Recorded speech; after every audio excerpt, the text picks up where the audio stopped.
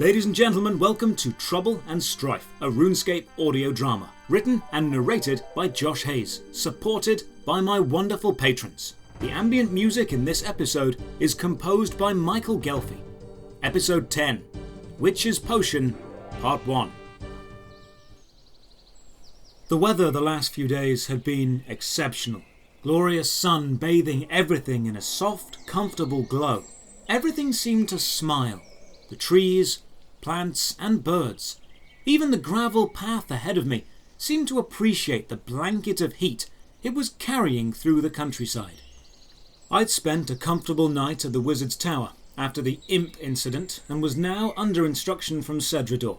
He'd received a message from a woman named Hetty, a witch who worked out of Rimmington.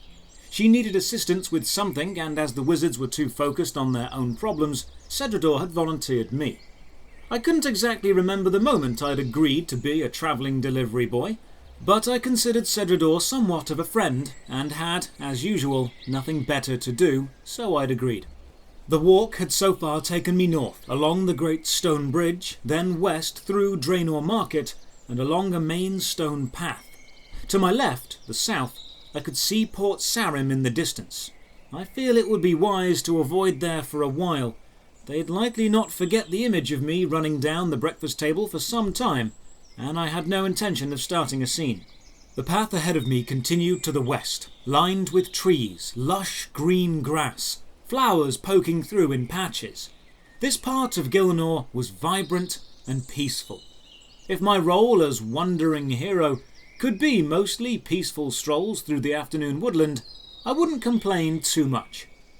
Still, with that being said, a small part of me was missing the adrenaline, the thrill of the chase. I walked along further, following the western stone path, Draenor and Port Sarim now fading into the distance behind the tree line, and ahead I could see a new path had joined mine, this one flowing from the north. As I neared the new join, I glanced to my right, northward and into the distance. White walls, rising like a mountain. A stoic bastion of peace and safety. It was the city of the White Knights, Falador. I'd heard the tales, but never visited.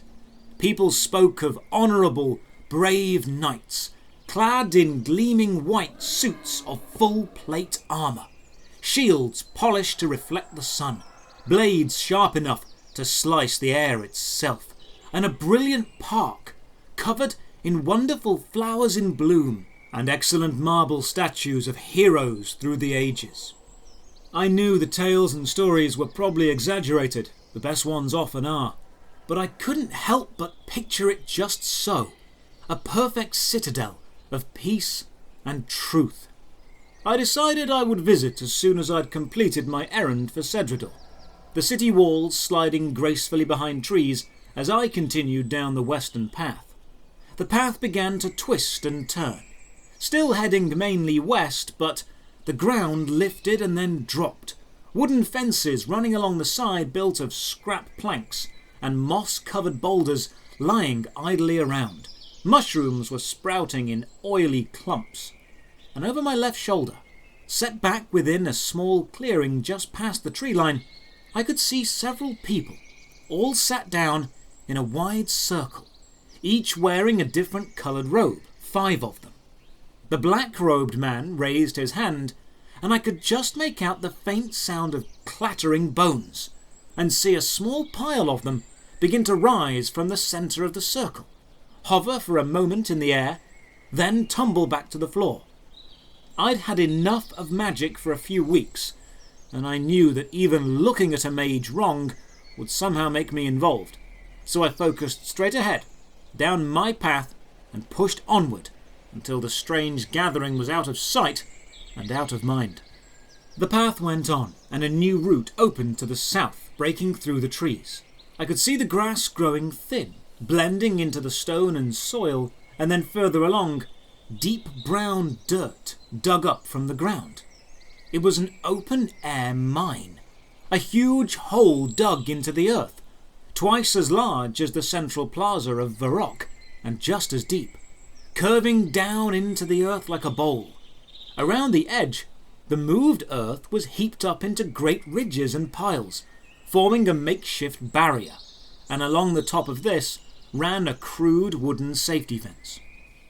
Dips in the mounded earth and gaps in the fence served as the entrances and exits. As I walked closer, I could see rocks of all colours jutting out of the ground, some covered in dark black soil. Others had pickaxes and spades piled all around them and looked freshly broken, streams of thin silver veins glinting in the midday sun. The smell of fresh earth mixed with the dry taste of smashed rock. The path I was on curved around the edge of the mounded earth. Thankfully, I wouldn't have to walk through it. Sedridor had mentioned there was an open-air mine north of Rimmington, so I was heading the right way.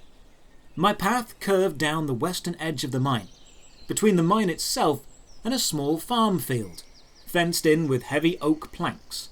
2 scarecrows were standing proudly guarding their small flock of cabbages and onions, all planted neatly, lined up like soldiers.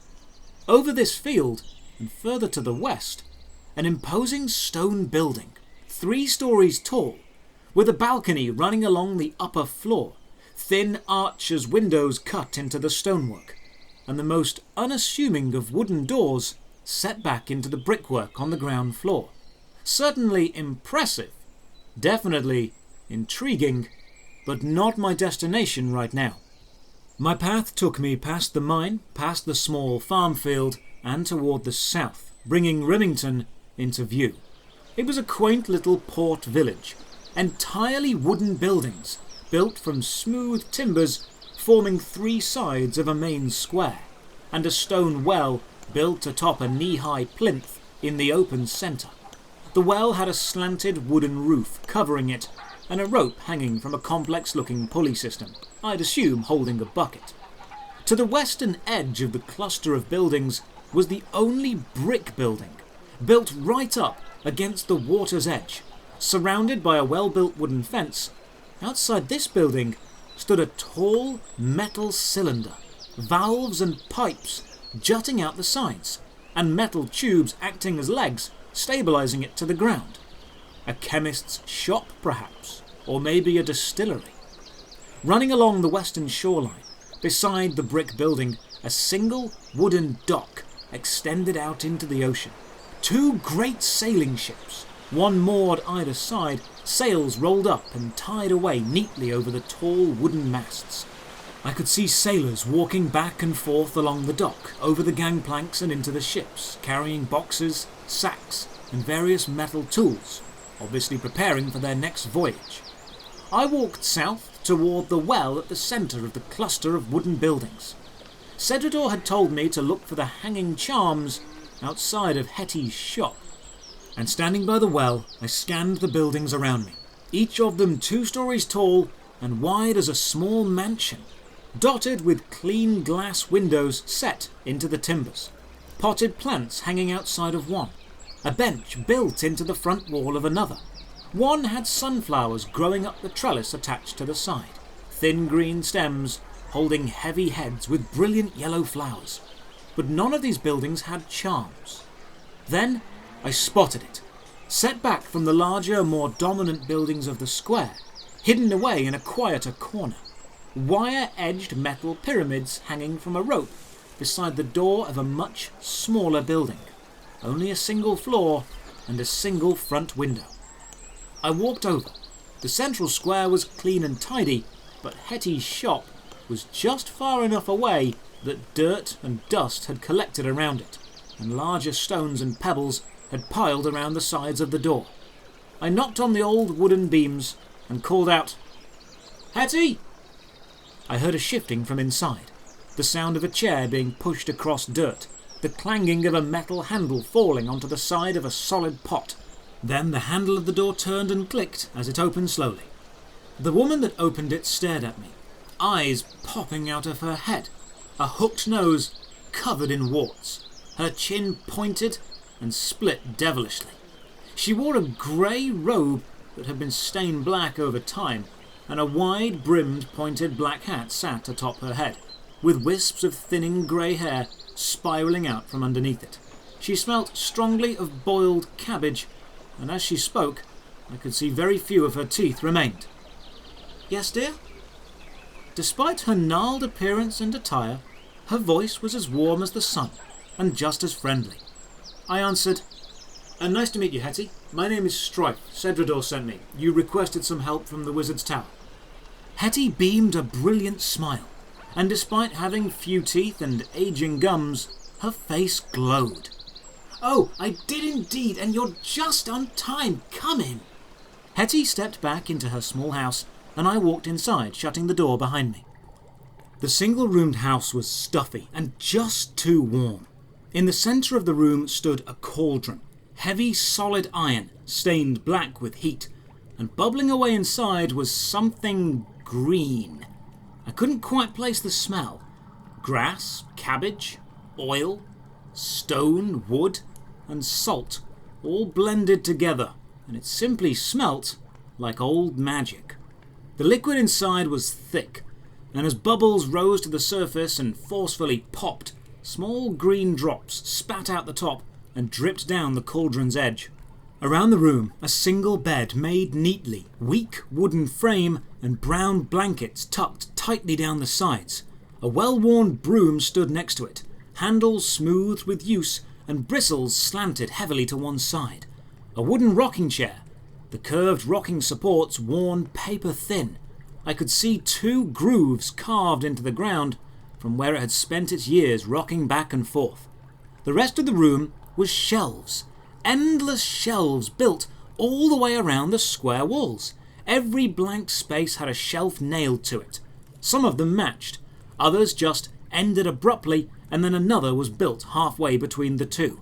Each shelf was a slightly different colour of wood, and each of them was stacked with different shapes of glass jars, bottles, or books.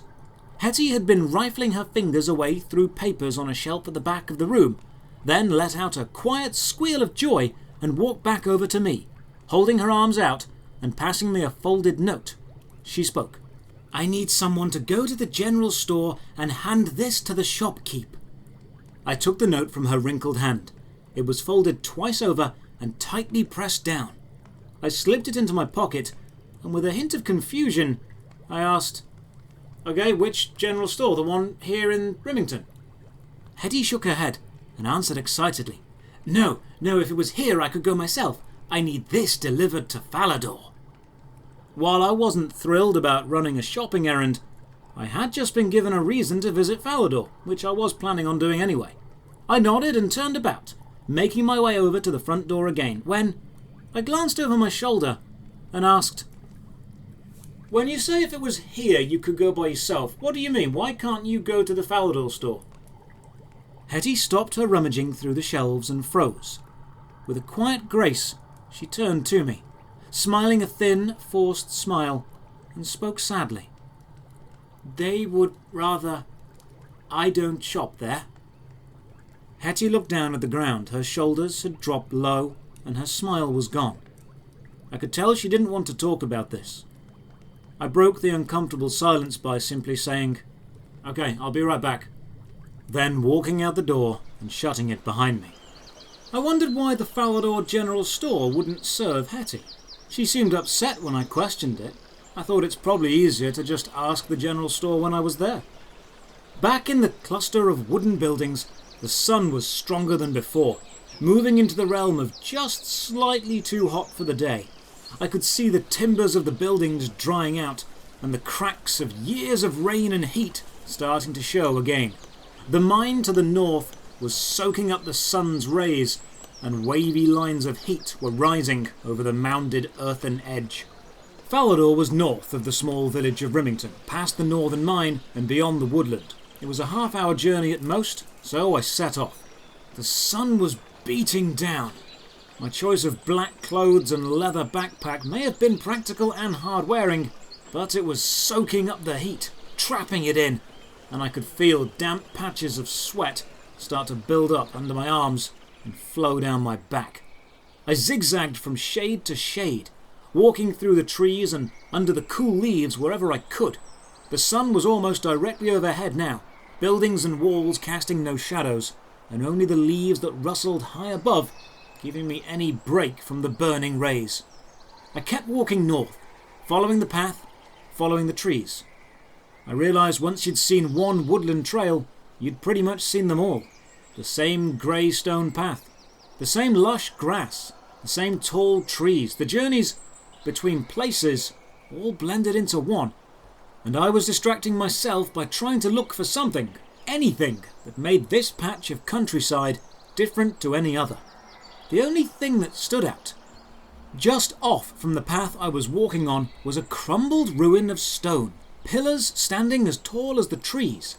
Some had cracked and broken, covered in ancient moss, and in the centre, a thick stone altar, cracked and chipped. A large crack running 3 ways through the centre of it, and as I looked, it seemed to pulse, faint wisps of blue energy rising from the cracked stone in bursts. If I had any free time, I'd make sure to investigate these mysterious ruins further, but for now, Hetty was waiting on this shopping list. After walking through the woods and past the ruins, again, I saw the brilliant white walls of Falador rising to the north. Perfectly level, perfectly flat. I could just about see the shapes of guards, clad in perfectly white armour, patrolling along the top. The sun reflected off the white stone, and the city appeared to glow, sparkling outwards like a polished crystal. I walked ever closer, and as I did, I could see the southern city gate, lined with perfectly pruned trees and bushes. Not a single leaf looked out of place. Even the bark on the trees followed a uniform pattern. Walking closer, the path morphed into a crosshatch of regimented tiles, laid together with care and grace. The grass along the side trimmed neatly, blade by blade. To my right-hand side, set back before the city gates, was a farm building, thatched roof and crystal-clear windows, and connected to the back, a fenced-off area with pigs roaming around. Even the pigs seemed to hold themselves with an upper-class arrogance as they trotted around their perfect pen. As I approached the southern gate, I couldn't help but marvel at the quality of it all. I hadn't even stepped inside the city, and everything was meticulous. Everything was placed and pristine. Not a single brick on the grand stone wall was marked or slanted. Not a single drop of painted mortar had spilled out. By the gate, 3 guards standing in a line, each the same height and build as the other, equipped exactly the same. A round bronze helmet, polished and gleaming. Form-fitting chainmail flowing over their chests and stomach. A polished bronze sword and large iron square shield. Not a single chip or dent on anything. And as I walked closer, the one in the centre called out, "State your business." I slowed. I didn't realise I needed a reason to enter the city, so I calmly called out, "My name is Strife. I have a letter to deliver from Hetty of Rimmington." The guard replied, "Pass the letter over." He held out his hand as I walked up to him. Why? Why did he want to read the letter? I hadn't even read the letter. It wasn't for me, and it certainly wasn't for him. This request seemed off, and I questioned it. "Why? It's a private letter between Hetty and the general store." The guard glared at me. The other 2 had taken the slightest of steps forward and had raised their swords slightly too much for comfort. The central one spoke more. "No information comes into this city without approval. Hand it over." This didn't feel right. I didn't like having to hand this over, but it seemed it was required. So with awkward hesitation, I reached into my pocket and handed the folded letter over to the demanding guard. The guard took it, quickly unfolded it, scanned his eyes over it, scoffed, then handed it back, adding, "All right, in you go." I took the letter and folded it before I could glance at the writing. It wasn't for me, and I felt bad reading someone else's writing.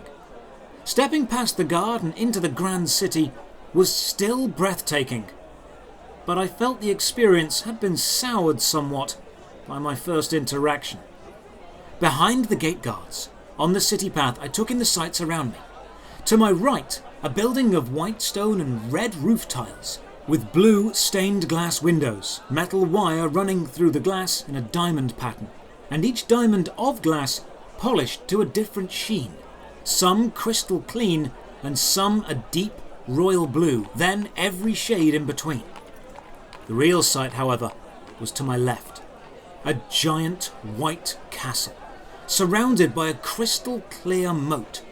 The path I was on had a small stone wall keeping me back from the moat's edge. The castle itself was 4 stories tall, built in layered tiers, each layer ringed with battlements and walkways, the 4-pointed star of Saradomin carved into the brick forming windows, and high above, around every edge, flags proudly fluttered in the breeze, brilliant blue with a white 8-pointed star in the centre, filled itself with a single blue dot, the striking symbol of the city of Falador. The castle was larger than any building I'd seen, and the knights walking round the edge sparkled and gleamed as the sun reflected from the white plates of their pristine armour. Falador looks like perfection. A white castle surrounded by a moat, clean paths, trimmed grass, and yet I couldn't help but feel slighted by the guards of the gate. Maybe I had built the city up to be a perfect place in my mind, and my expectations were far too high. Maybe it was my own fault. I pushed it to the back of my mind and pressed on further into the gleaming city. The castle to my left dominated the view, and the building to my right sank away as more appeared. A long, thin building. Through the tinted blue windows of this one, I could see rows of finely dressed bank workers, serving rich-looking customers. Directly ahead of me, beyond the path I was walking on, I could see the Central Park, the one I'd heard so much about, and as I walked closer and stepped up to the white metal fence that surrounded it, I could see all the rumours were false. The park was much, much more beautiful. Even the fence that ran around the edge was delicate and intricate. Thin snaking tendrils of fine metal winding round and inward, twisting round solid spikes driven into the ground and pointing toward the sky. Over the fence, the park was an ocean of flowers, red and blue petals dancing, yellow and black bees buzzing, a pond with regal ducks quacking away, and a gentle stone arch bridge leaping from one side to the other. The trees parted by wooden benches, shrubs and leafy ferns proudly ringing the park, hugging the fence. And in the centre, I could see a tall marble statue of Saradomin, proudly standing atop a square plinth, his arm outstretched and pointing toward a cluster of sunflowers, reaching toward the clear blue sky. The park was perfect. Every plant tended by a force of gardeners that paced around and clipped off the slightest of out-of-place leaves. I could admire this all day, and as I gazed, I saw a bench close by on the other side of the fence, facing in toward the serene park. Sitting on it was an old man, the top of his head bald and a ring of thick white hair running around just above his ears. He wore the same white armour as the knights patrolling the walls, except his was trimmed with thin slivers of royal blue. He was sipping slowly from a white porcelain mug, and as I watched, he turned and looked over his shoulder towards me, caught my gaze, and nodded to the space on the bench next to him, as if encouraging me to sit down. I walked several steps to the side and through the opening of the metal fence, stepping inside the park. The smell of fresh flowers and cut grass filled the air. It was like something out of a book, so clean, so fresh. The old man patted the wooden bench beside him, and I sat down, turning to him. "Hello." He took a sip from his mug and replied, "Hello, Strife." I furrowed my brow in confusion and asked, "How do you know my name?" The old man lowered his mug and looked at me. His face was blank, no hint of emotions at all, and I couldn't place the meaning in his words or voice. "Because you told it to someone once, and that person told it to someone else, and eventually all those people told me." I sat in confusion. Who was this man? And while I wondered, he spoke more. "Have you delivered Hetty's letter to the general store yet?" I didn't know what to reply. How did this man know what I was doing? I'd only just arrived. Before I could question, he continued. You're good with letters, aren't you? You don't read them. The letter from Sedridor to Aubrey, you didn't read it. And now this from Hetty. Didn't read that either. That's twice. And twice is the start of a pattern. He took another sip as I interrupted him. Excuse me, who are you? And how do you know these things about me? The old man turned his body to face me, one arm casually placed on the back of the bench. He seemed totally at ease, but again, his blank face not revealing any hint of emotion. He took a long moment to stare me down before speaking. My name is Tiffy. I'm a spymaster and knight of Falador. I am the head of recruitment for the Temple Knights. He paused and took another casual sip from the mug before continuing. You are Strife, a wandering adventurer and member of no guilds.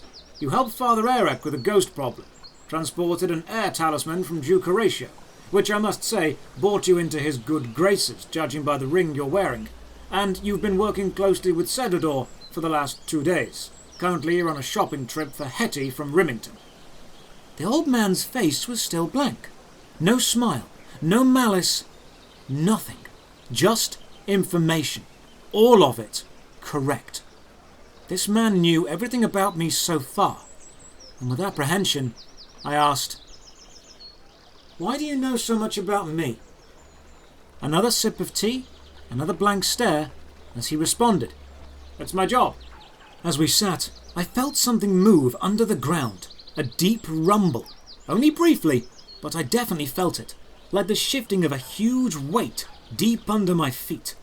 I glanced around, and no one else seemed to react. Not the farmers tending the plants, nor the people walking along the path, and definitely not Tiffy. As I glanced around, Tiffy reached into a leather pouch at his side and pulled out a sealed envelope. It was stamped with the blue wax seal of Falador. He handed it to me and spoke.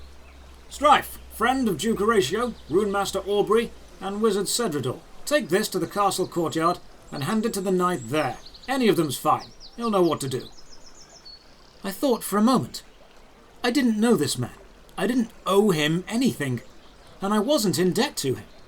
And while he wasn't threatening, I didn't feel any obligation to help him, and replied in kind, stating, Tiffy, I'm impressed by how much you know, but I'm already busy with something, so I will have to help you later if I have the time. Tiffy's face was still blank, as he replied, Yes, Hetty's letter. You can have it back when you've completed my errand. What did he mean, have it back? I had it. The guard had passed it back to me. I reached into my pocket and unfolded the letter. It was blank. It was a blank piece of paper. As I flipped it over in my hand, Tiffy pulled out Hetty's letter from his leather pouch, then placed it back inside, resting his armoured hand over it, and adding, You have my word. Deliver my letter to the courtyard, and I will return to you Hetty's letter.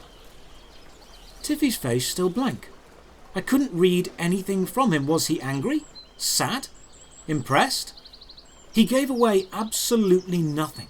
A blank statue staring back at me. How did he get the letter from the guard?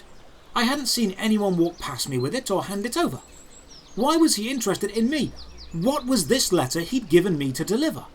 The whole situation felt uncomfortable.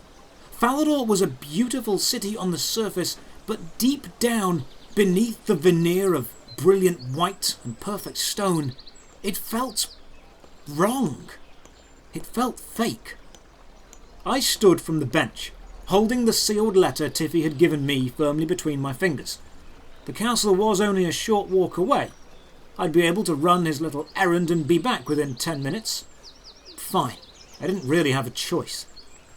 I briefly considered trying to take Hetty's letter back by force, but the sight of a sweaty adventurer assaulting an old knight in a park might not go down too well with the guard, and just as I was thinking that, Tiffy spoke softly.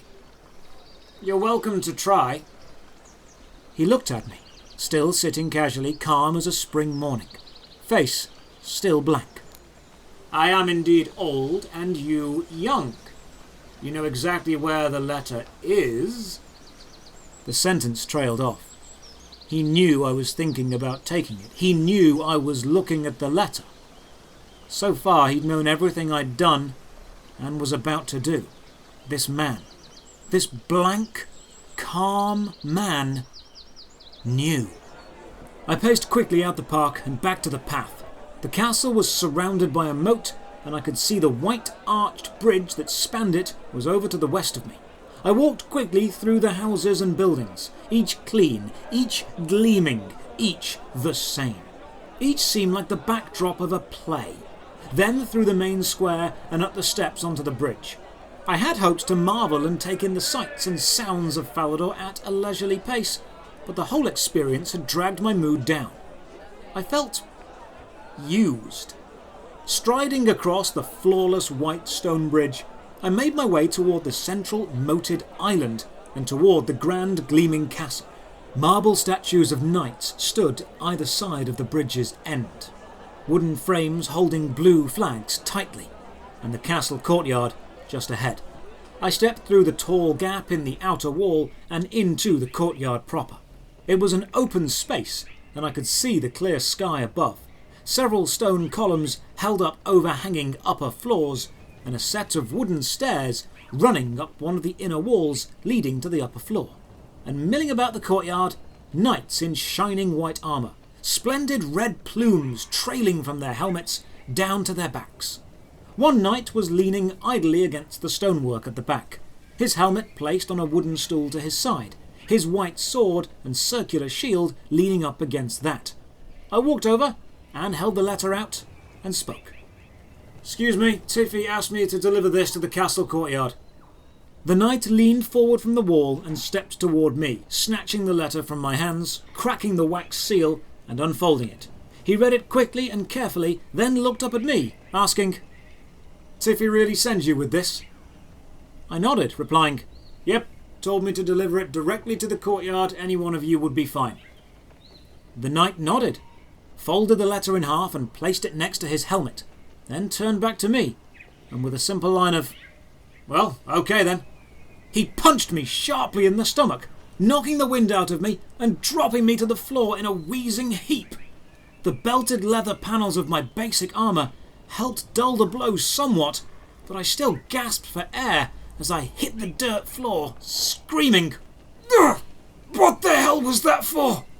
I grasped at the dirt and snapped my eyes up to the knight. He seemed to be cracking the knuckles on both hands and muttering, "That's a strange request, but if Tiffy wants it." He dropped to one knee and brought his fist down hard onto my lower back, pounding me into the dirt and sending a bolt of pain through my kidneys and stomach. As he raised his hand for another strike, I rolled to the side and jumped to my feet. It wasn't graceful or smooth, and I had to lean against a nearby column to stop from falling as I stumbled about.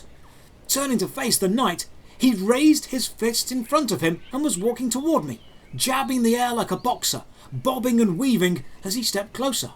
I looked around quickly. Nothing of any use. No weapons. The floor was dry dirt and swept clean. I cried out again, "Stop! What is this for?" The armoured knight didn't reply. He stared straight at me, eyes narrowed and feet carefully advancing to attack. I didn't know what the letter said, but I was absolutely going to find out. So raised my fists in front of my face, slowed my breathing to a fine, focused stream, and prepared to fight. Thank you for listening to episode 10 of Trouble and Strife, a RuneScape audio drama. I hope you're enjoying the adventure. These episodes are supported by listeners like you. If you'd like to become a patron of the show, then click the link below or head to patreon.com/Josh Strife Hayes. I'd love to hear from you. You can contact me on Twitch, Twitter, or Discord. Links all below. Thank you for your time, and as always, have a great day.